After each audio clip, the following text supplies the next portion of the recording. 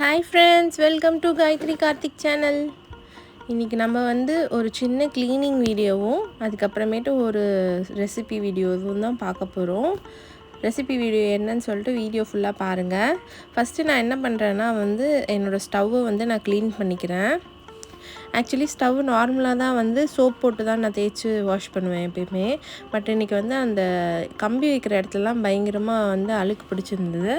அதுக்காக ஒரு சின்ன இது மாதிரி ஃபஸ்ட்டு கொடுத்துக்கிட்டேன், ஒரு கோட்டிங் மாதிரி. என்ன போட்டிருக்கேன்னா, இப்போ சோடா மாவு இருக்குல்ல, அந்த சோடா மாவு தான் ஃபுல்லாக தூவி விடுறேன். நல்லா அந்த அழுக்கி இருக்கிற இடத்துல தான் நல்லா நிறைய சோடா மாவு தூவி விட்டுக்கோங்க. தூவி விட்டுட்டு அப்புறமேட்டு வினிகர் இருக்குல்ல, நம்ம நார்மலாக குக்கிங்க்கு யூஸ் பண்ணுவோம்ல வினிகர், அந்த வினிகரை அந்த சோடா மாவில் தூவி விட்டிங்கன்னா அப்படியே நிறையா வரும். நல்லா ஃபுல்லாக ஸ்ப்ரே பண்ணிவிடுங்க. ஸ்ப்ரே பாட்டில் இருந்தால் ஸ்ப்ரே பண்ணிவிடுங்க. யூஸ்வலாக நான் இதெல்லாம் அடிக்கடி பண்ண மாட்டேன்.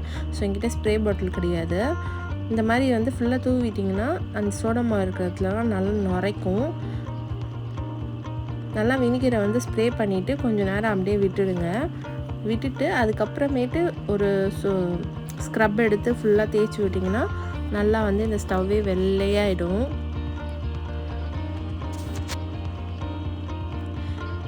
இன்றைக்கி ஃப்ரைடே, தை மாதத்தில் வர ஃப்ரைடே. ஸோ வீடு ஃபுல்லாக க்ளீன் பண்ணிகிட்ருக்கேன். வீடு ஃபுல்லானா நார்மலாக வெள்ளிக்கிழமை செய்கிற வேலை, அடுப்பு மேலையெல்லாம் வாஷ் பண்ணி ஃபுல்லாக வீடு பெருக்கி தொடச்சி எல்லாத்தையும் பண்ணிகிட்ருக்கேன். ஆக்சுவலி எல்லா வெள்ளிக்கிழமையும் நான் இதெல்லாம் முழுசாக பண்ணுவேனான்னு தெரியல. எனக்கு ஜாப் இருக்கிறதுனால என்னால் பண்ண முடியாது. எங்கள் அத்தை பார்த்திங்கன்னா வீடு வரைக்கும் க்ளீன் பண்ணி விளக்கு ஏற்றிடுவாங்க எல்லா வாரமும்.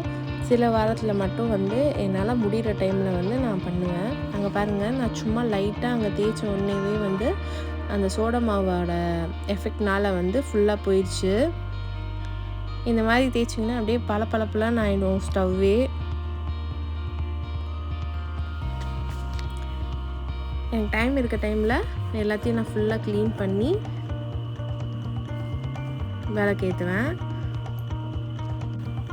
இந்த க்ளீனிங் ஈஸியாக இருக்கும். இதே மாதிரி நீங்கள் ஒரு ஸ்ப்ரே பாட்டிலில் சோடா மாவு, வினிகர், அப்புறமேட்டு வாட்டர், கொஞ்சம் ஒரு 1/2 லிட்டர் வாட்டருக்கு ஒரு 1 டேபிள் ஸ்பூன் சோடா மாவு, வினிகர் ஒரு 2 to 3 டேபிள் ஸ்பூன் போட்டுருங்க.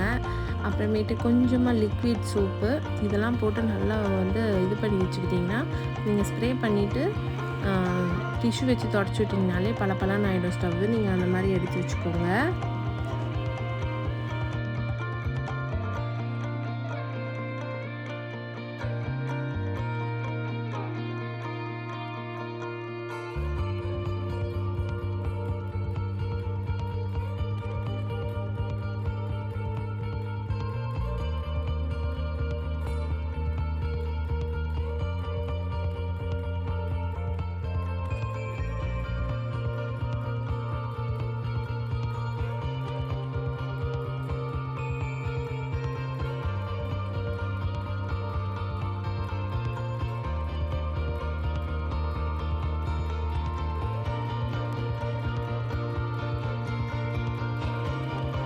ஃபுல்லாக தேய்ச்சி தொடச்சி முடிச்சாச்சு. ஜஸ்ட்டு நான் டிஷ்யூ வச்சு ஃபுல்லாக தொடச்சிக்கிறேன்.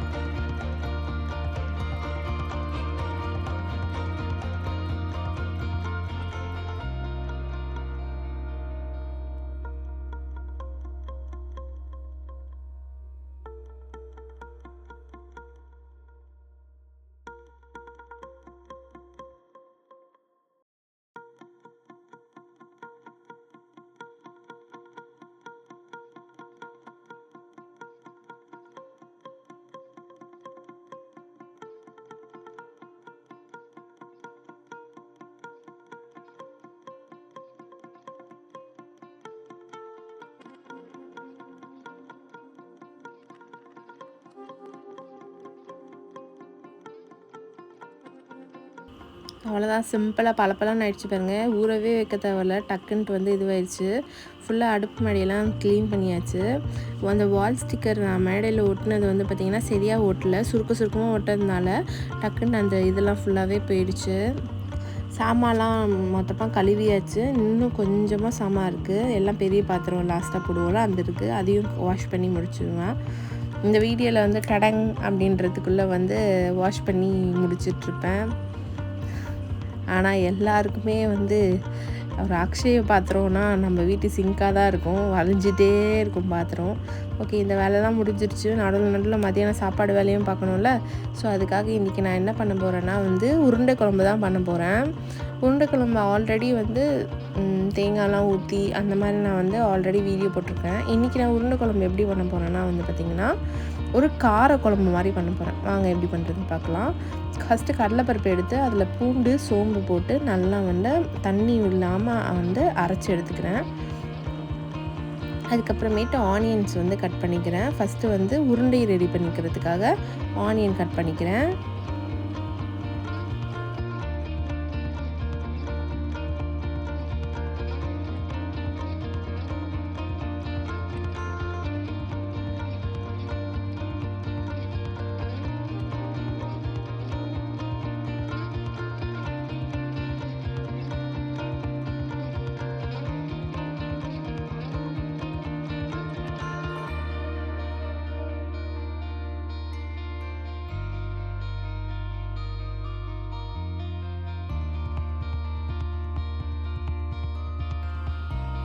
இப்போ ஆனியன்ஸ் எல்லாம் அந்த மாவில் போட்டுட்டு கூடவே கொஞ்சம் உப்பு சேர்த்துக்கிறேன். உப்பு சேர்த்து நல்லா இந்த மாவை வந்து ஃபுல்லாக வந்து எல்லாம் ஒன்று சேர்கிற மாதிரி பிசைஞ்சுக்கோங்க. இன்றைக்கி ஃப்ரைடேன்றதுனால எல்லாம் காலி ஆயிடுச்சு. நான் போய் கடையில் வாங்கினா தான் உண்டு. ஆனியனும் தக்காளி மட்டும்தான் இருக்குது. ஸோ அதை வச்சு என்ன பண்ண முடியும் அப்படின்ற மாதிரி தான் இன்றைக்கி வந்து குழம்பு வச்சுருக்கேன் நான். இப்போ இதுலேயே பார்த்திங்கன்னா கொத்தமல்லி இருக்காது, கருவேப்பிலை இருக்காது, பச்சை மிளகா இருக்காது, எதுவும் இருக்காது. எல்லாம் காலி ஆகிடுச்சு. போய் கடைக்கு போய் வாங்கணும். இப்போ வந்து இதை அப்படியே உருண்டை பிடிச்சி வச்சுக்கலாம் நம்ம குட்டி குட்டியாக.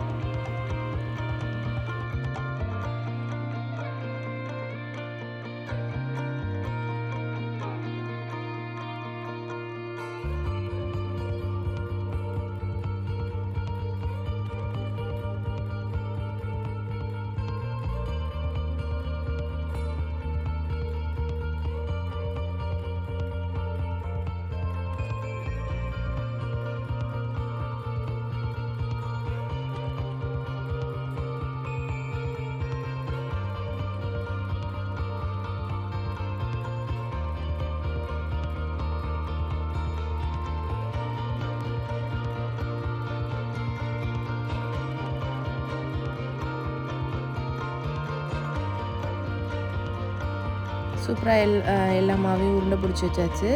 இப்போ வந்து இட்லி பாத்திரத்தில் தண்ணி வச்சு இந்த உருண்டையெல்லாம் வந்து ஆவி கட்டி வேக வச்சு எடுக்க போகிறோம்.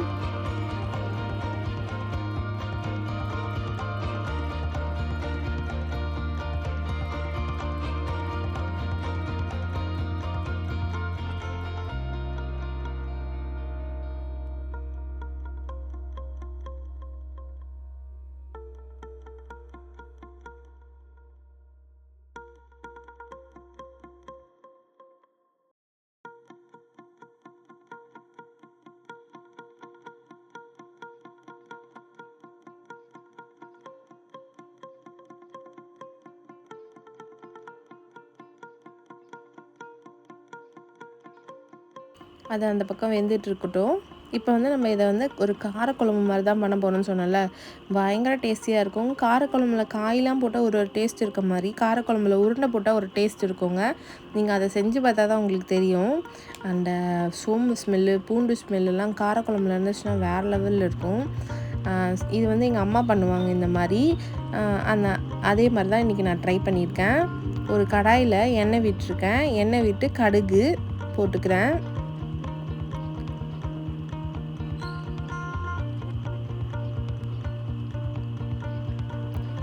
கடுகு நல்லா பொரிஞ்சதும் சின்ன வெங்காயம், ஒரு கை சின்ன வெங்காயம் போட்டுக்கிறேன். ஒரு 10லேருந்து ஒரு 15 சின்ன வெங்காயம்னா அப்படி வச்சுக்கோங்களேன். போட்டுக்கிறேன். ஒரு 2 பெரிய ஆனியன் கட் பண்ணி வச்சுருக்கேன், அதையும் சேர்த்துக்கிறேன்.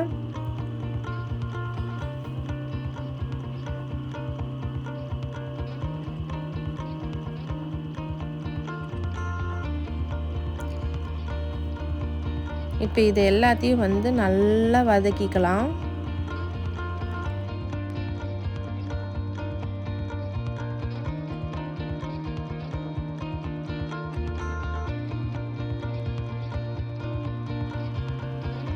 உருண்டை பார்த்திங்கன்னா நல்லா வெந்து வந்துருச்சு. இதை எடுத்து தட்டில் எடுத்து ரெடியாக வச்சுக்கலாம்.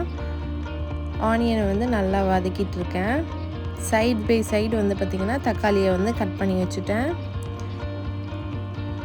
இந்த மாதிரி வந்து சைடில் நம்ம எல்லாத்தையுமே பண்ணிட்டா வேலையே ஈஸியாகிடும். ஒரு டைம்குள்ளே வந்து எல்லா வேலையும் முடிஞ்சிடும்.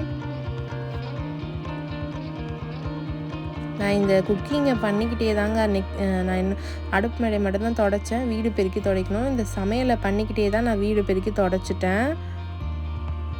பாருங்க, ஆனியன் நல்லா வதங்கினதுக்கப்புறம் வந்து பார்த்திங்கன்னா தக்காளியை சேர்த்துக்கிட்டேன். தக்காளி சேர்த்துட்டு தக்காளி வதங்கிறதுக்காக உப்பு சேர்த்துக்கிறேன்.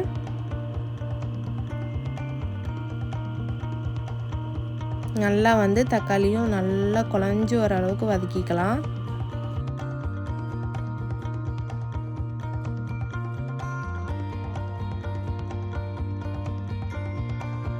கூடவே வந்து பார்த்திங்கன்னா மஞ்சள்தூள் சேர்த்துக்கிறேன். நல்லா வதக்கிக்கலாம் தக்காளியை.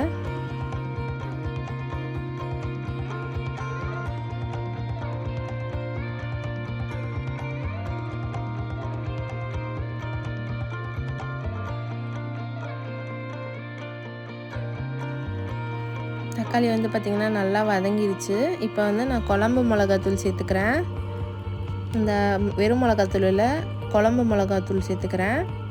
வீட்லேயே அரைப்போம்ல அது. அப்படி இல்லைன்னா நீங்கள் சக்தி மசாலா, ஆச்சி மசாலா, இந்த மாதிரி நிறைய பிராண்ட்ஸ் இருக்குது. அதில் வந்து ஒரு 2 டேபிள் ஸ்பூன் வந்து குழம்பு மிளகாத்தூள் ஆட் பண்ணிக்கோங்க.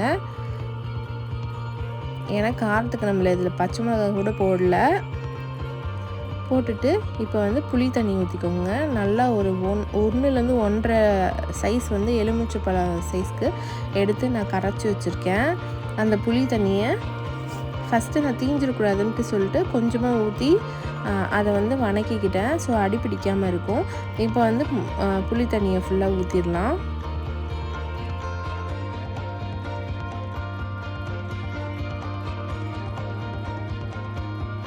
புளி தண்ணியை ஊற்றியாச்சு. இப்போ இந்த குழம்புக்கு ஏற்ற மாதிரி எவ்வளோ குழம்பு உங்களுக்கு வேணுமோ வந்து பார்த்திங்கன்னா அவ்வளோ அளவுக்கு தண்ணி ஊற்றிக்கோங்க. தண்ணி வந்து தாராளமாக ஊற்றிக்கோங்க. ஏன்னா நம்ம உருண்டை போடும்போது பார்த்திங்கன்னா உருண்டை வந்து தண்ணியெல்லாம் இழுத்துரும். அதனால் தண்ணி வந்து கொஞ்சம் தாராளமாக ஊற்றிக்கோங்க. இப்போ குழம்பு பக்கத்துக்கு கொஞ்சம் தண்ணியாக தான் இருக்கும். பட் வந்து பார்த்திங்கன்னா உருண்டெல்லாம் போட்டுட்டு வந்து பார்த்திங்கன்னா குழம்பு வந்து அப்படியே உருண்டை ஃபுல்லாக குழம்பு இழுத்துரும். குழம்பு நல்லா கொதிச்சிருச்சு. தகன்னு நல்லா செமையாக கொதிச்சிருச்சு. இப்போ எடுத்து வச்ச உருண்டையை வந்து பார்த்திங்கன்னா நான் ஒன்றா வந்து குழம்புக்குள்ளே போட்டுடுறேன். இப்போ அந்த உருண்டை எப்படி இருக்குன்னா யாரையாவது போட்டு அடிக்கலாம் அந்த மாதிரி இருக்கும். பட் குழம்புல போட்டுட்டு எடுத்து சாப்பிடும்போது பார்த்திங்கன்னா செம்ம சாஃப்டாக இருக்கும். ஆல்ரெடி நான் ஒரு உருண்டை குழம்பு வச்சுருக்கேன். இந்த மாதிரி காரக்குழம்பு பிடிக்காதவங்க நீங்கள் அந்த மாதிரி ட்ரை பண்ணலாம். அது வேறு லெவலில் இருக்கும். இதுவும் சூப்பராக இருக்கும். இந்த காரக்குழம்பு வந்து பயங்கரமாக இருக்கும். இன்றைக்கி நான் இந்த காரக்குழம்பை எதோட ஸ்பெஷலாக சாப்பிட போகிறேன்னு சொல்லிட்டு பாருங்கள். உருண்டை எல்லாத்தையும் குழம்புல போட்டாச்சு.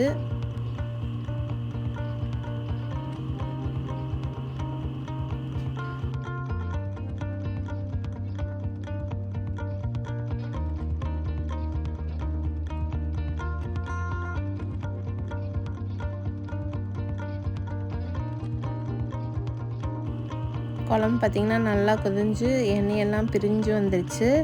சூப்பராக உருண்டையிலையும் வந்து இப்போயும் இழுக்க ஆரம்பிச்சிடும். பட் குழம்பு ஆனதுக்கப்புறம் ஒரு 10 நிமிஷம் வந்து குழம்பு மூடி வச்சுருங்க. டிஸ்டர்ப் பண்ணாமல் மூடி வச்சிட்டிங்கன்னா அது உருண்டை வந்து குழம்புலாம் இழுத்து பயங்கர டேஸ்ட்டாக இருக்கும். அப்போ எடுத்து சாப்பிடுங்க, செம்மையாக இருக்கும். அவ்வளோதான், உருண்டை குழம்பு நமக்கு மதியானத்துக்கு சூப்பராக ரெடி ஆயிடுச்சு. அடுப்பை ஆஃப் பண்ணிட்டும் கொதிச்சிட்ருக்கு பாருங்க. அதுதான் சக்தியோட மகிமை. இன்றைக்கி நான் இதை உருளைக்கிழங்கு எதை வச்சு சாப்பிட போகிறேன்னா, பழைய சாப்பாடை வச்சு தான் சாப்பிட போகிறேன். பழைய சாப்பாட்டில் கொஞ்சமாக தயிர் விட்டு உப்பு போட்டு நல்லா பிணைஞ்சு அது கூட வச்சு சாப்பிடும்போது இந்த உருளைக்கிழங்கு பயங்கர டேஸ்ட்டாக இருக்கும். யாருக்கெல்லாம் வந்து ஃபிஷ் குழம்பும் வந்து பழைய சாதமும் பிடிக்குமோ அவங்களுக்குலாம் வந்து இந்த குழம்பும் பழைய சாதமும் ரொம்ப பிடிக்கும். அந்த மாதிரி தான் இருக்கும், பயங்கர டேஸ்ட்டாக இருக்கும். இதே மாதிரி செஞ்சு நீங்கள் சாப்பிட்டு பார்த்து எப்படி இருக்குன்னு சொல்லுங்கள். சாப்பாடுக்கும் இந்த குழம்பு பயங்கரமாக இருக்கும். ஒன்றுமே சைட் டிஷ்ஷே தேவை கிடையாது. அப்படி தேவைன்றவங்க 2 அப்பளத்தை பொரித்து வச்சு சாப்பிட்டிங்கன்னா பயங்கர டேஸ்ட்டாக இருக்கும். இப்படியும் சாப்பிட்லாங்க. பழைய சாப்பாடை கொஞ்சமாக டீசெண்டாக ஒரு வாய் சாப்பாடு போட்டு சாப்பிட்லாம். பட் நான் இப்போ ஒரு மாதிரி சாப்பிடுவேன் பாருங்கள். கேமராவை எங்கே வைக்கிறதுன்னு தெரியாமல் எங்கெங்கேயோ வச்சிட்ருக்கேன் நான். கண்டிப்பாக இதுக்கு ஒரு வழி பண்ணுறேன். நான் சீக்கிரமாகவே ட்ரைபாடு வந்து வாங்கணும். இது மாதிரி சாப்பிட்டு பாருங்கள். கொஞ்சம் சாப்பாடு எடுத்து அதுக்கு நடுவில் கொஞ்சமாக குழம்பு வச்சு சாப்பிட்டு பாருங்கள். அந்த டேஸ்ட்டே வேறு லெவலில் இருக்கும். அப்படி இப்படின்னு சொல்லிட்டு எல்லா வேலையும் முடிச்சுட்டு ஈவினிங்காக வந்து பார்த்திங்கன்னா சாமிக்கு ஒரு பூஜையை போட்டாச்சு.